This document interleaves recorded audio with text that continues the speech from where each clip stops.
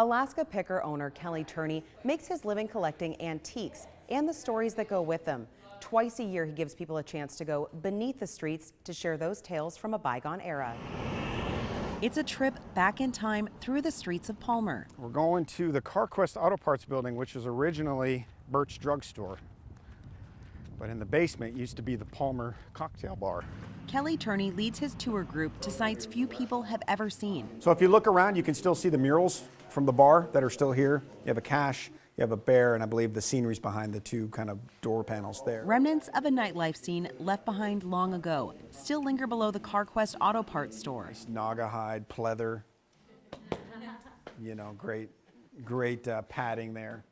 This is the bar in the corner.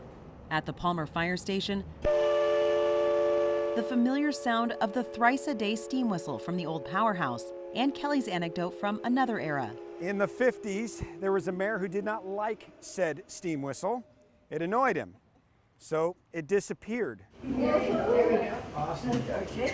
And who knew there was a cell block below City Hall? But from 1951 through 1983, the city of Palmer ran its own jail.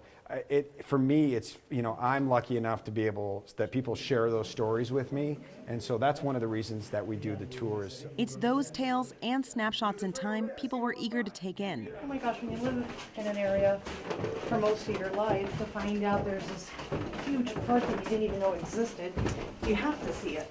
The Valley Hotel is one of Kelly's favorite stops. The light on the top played a special role for Palmer's police department. All the phone calls, if you needed a police officer, would come to the hotel or after hours.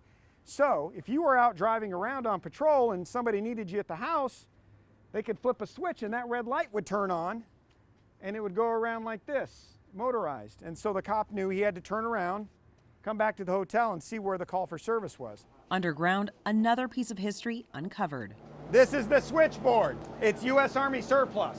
For Kelly, the Switchboard connects to the story of the light on the roof and ties into his love of law enforcement. You know, I've served in Alaska for 15 years as a police officer, and my wife still runs the police dispatch center in Palmer, so these kind of speak to me on a personal level more than any other part of the tour, I think. Storage at the Palmer Train Depot shines a light on a different decade.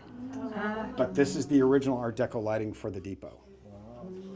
So they've been saved. While Palmer's story is unique, everything from the 40s is painted that color. It's small pieces like that tie Alaska to history in other parts of the country. Not only is it Palmer's story, but it's America's story. It's the story of our homesteaders and our colonists. So from 1935, when everybody settled here from the Midwest. Grain elevator and grain siler were built in 1957. Bringing people together to pass on tales of Palmer's past to tell to a new generation. All of the stops on the tour are on private property and conducted with the owner's permission.